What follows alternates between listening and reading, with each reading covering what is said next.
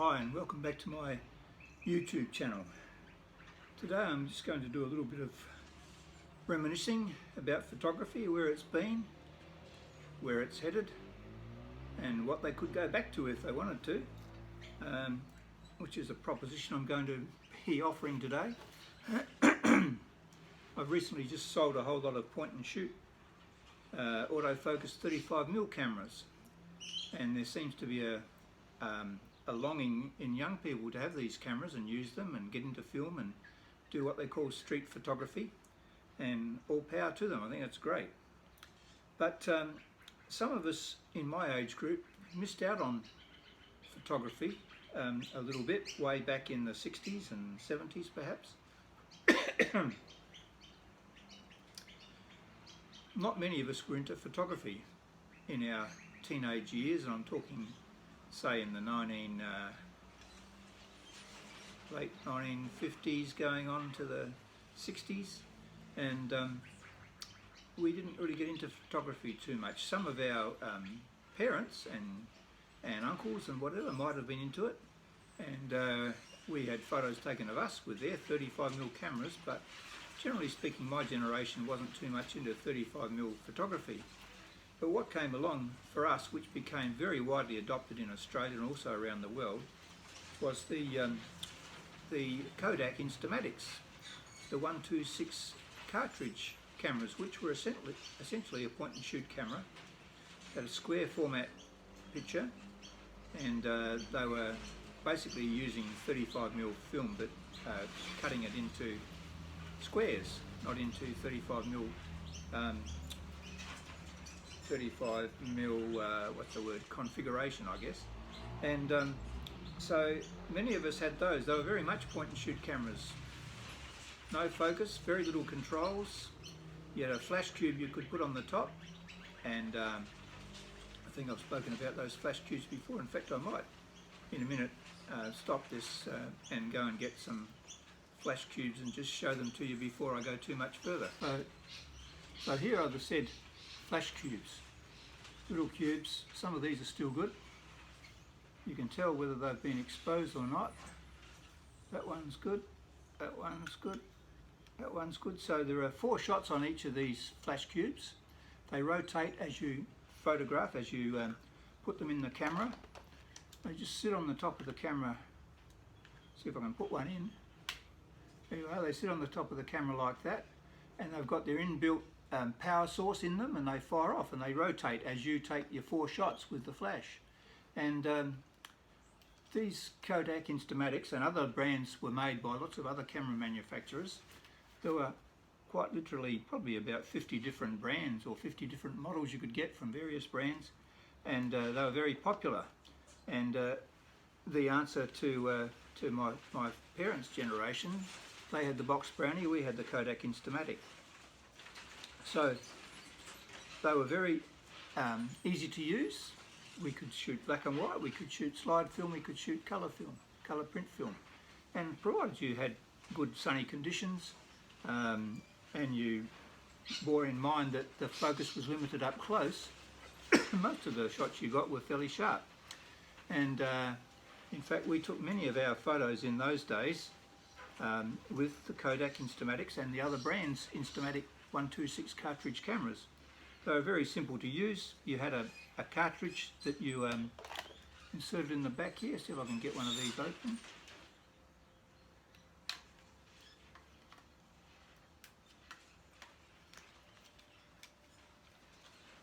There you go, the cartridge just sits in the back there, and once you've finished it with the cartridge you can actually take them out, and then you'd just take them off to the film lab and they would take the film out of the cartridge and throw the plastic away and send you your films back. These days there are people who have developed ways of putting 35mm film in these cameras with a plastic insert that's been manufactured so you can wind 35mm film into them, but it looks a bit cumbersome to me to even bother to try that, but some people are doing it. So the Kodak Instamatic in the early days, there's an album showing the little square photos, family photos. I won't go up close to them. Some of them could be a bit embarrassing. some colour ones, and at the same time other people were taking 35mm photos too. So, and there are some that I was starting to get into it, but there's some more taken in. These were taken in our early days living in Darwin when we first got married, and then you come back over, and there's other ones over here. Some more family shots there. It was interesting, a few years back we had a reunion of all the nurses that my wife did her nursing with, and there was a lot of reminiscing. We had a table full of nurses from my wife's nursing era, and in the Renmark Hospital it was, in fact. And it was a centenary, I think, or something like that. But every one of those girls pulled out their Instamatic photo albums, like I just showed you there. Most of what they did back then was all recorded on a little Kodak Instamatics. So they were very popular. And a few years back, of course, they were phased out when more sophisticated point and shoot autofocus cameras came in, and for a while there you could still get the film and still get them processed, but now very hard to get hold of an original unused cartridge to go in one of these cameras. There was attachments for them. Not many of them had too many. I've got 1, 2, 3, 4, 5, 6 of these cameras here. Not too many of them had any adjustments on it.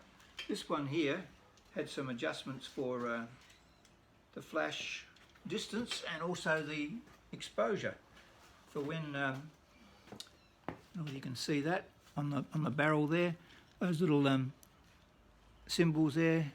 You could just set it for a dark overcast day to sunshine, bright sunshine and glare and all sorts of things. That was actually adjusting the aperture, and by the same token underneath here you could be adjusting the camera so that it would cope with the distance and the flash.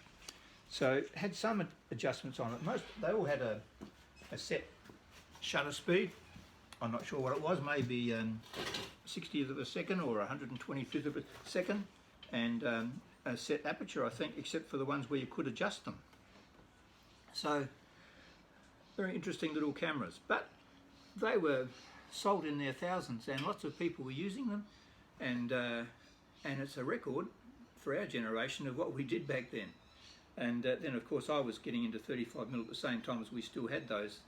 And then a little bit later on, when autofocus came in, or no, before autofocus came in, then another cartridge version of a cartridge camera came out. These 110 cartridge cameras, which were a bit longer, had a smaller cartridge in them, and various brands. This one's a Minolta, there's a Hanimex, there's a couple of Kodak ones here, got 4 of these, got another one somewhere else, an Agfa one somewhere, and they had built-in flashes and power, and they had a few adjustments.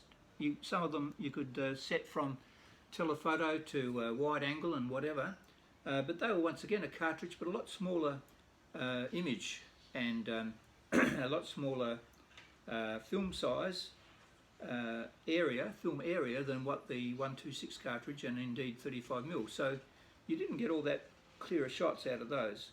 But they once again, they were very popular for a while, those little 110 cartridges. I've got one of these, has still got this one. Whoever gave me this one, there was a new or an old black and white film that hadn't been used, so I put that in there. It's a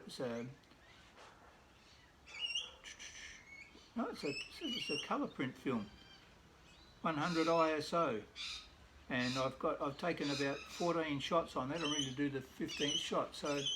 So they were very popular for a while too, but then of course they got phased out, and very hard. These cameras today would be a lomographer's dream, really, in many ways, if you could get them going, and if the manufacturers would start producing film for them again. And even back then, not that I've ever seen how you can do this, but I came across these. I think I might have mentioned these before. These are some attachments that you can put on the front of these Instamatic cameras to give you a telephoto effect. Can't get that off. And these are in mint condition, they've never been used. I got them somewhere. But these are a little a telephoto and a wide angle lens that fit onto the front of your Instamatic camera. Now the problem is that I haven't really seen a camera that will fit it. It says, when I looked it up on the internet, it says it takes certain types of models of these cameras will take them but none of the ones I've got here this will fit on. There's also a little extra viewfinder in a plastic bag here that you fit on top of the camera, so you can actually see what, you know, it adjusts your parallax for what you're actually, what lens you actually got on the camera. So I'm lamenting. Lamenting's a good word. You should use lamenting. There's a book of Lamentations in the Bible. It's worth a study in what lamenting's all about. It's expressing grief and anger, which many of us don't do when we should. And anyway, I'm lamenting the fact that we can't get film for these cameras anymore. And it's interesting though that after these died down a little bit, then another cartridge film camera came out with autofocus, and that was these little APS cameras that had a short-lived life too, but they were very popular for a while. One of these is an Olympus and the other one's a Canon. And there were lots of models made for these by the different camera manufacturers with different levels of sophistication. You could even get an SLR version of a couple of makes of these cameras of the APS style, and they just had a little film cartridge that you dropped in. You didn't have to wind it on or anything, and when the film was finished, you just gave that expired film to the film lab, and then they would print it, but they would give you back the actual, and the film would be wound back into the cartridge, so you would actually get the cartridge back. And I've actually found out that, and I've got a few of those from when we used to use that camera, that you can actually take the film out of those little cartridges and scan them on a scanner. It's a bit tricky, but I did it at one stage, so that's an interesting thing. The quality wasn't brilliant, but there's a blow up that we did. My wife took, or I took this shot, I think, at a choir that my wife used to be in a hall in Adelaide, and it's a little bit fuzzy, but it's a record. That was just using the little built-in flash with the cameras. Quite sophisticated. This Olympus one here, it's got a zoom on it as well, and it's got all sorts of settings, and it's got a panorama setting and whatever.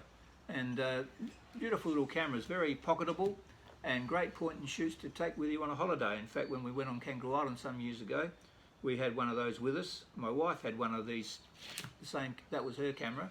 It's not working now. And then her sister had the same camera, and they were using it all the time. So there you go. That's just a little bit of a flashback about the Kodak Instamatic and the 110 cartridge film cameras, point and shoots. These are all point and shoots, and the APS cameras. I would think that if people were smart, although what's the definition of smart? Because there's such an interest in young people these days, and even older people trying to get back into film, and I would think that these would be fantastic for point and shoot people to get into and start using again. So the other thing too, sometimes you used to get them processed, and you'd get a little there was some people used to process them where you'd get an ordinary size print, and then you get a couple of little extra ones tacked onto it. So you actually got 3 prints for each shot. So I'll just show you the this is actually from our wedding some time back. So someone took some shots on a little Kodak Instamatic, and that was at our wedding. And so we got 2 little pocket-sized prints, much the same as you get with these instant cameras these days, and a bigger one, the same size as what I was showing you in the album before. So I think I'll maybe wrap that up just for the moment. Thanks for watching, and thanks for listening, and like if you like, subscribe if you wish.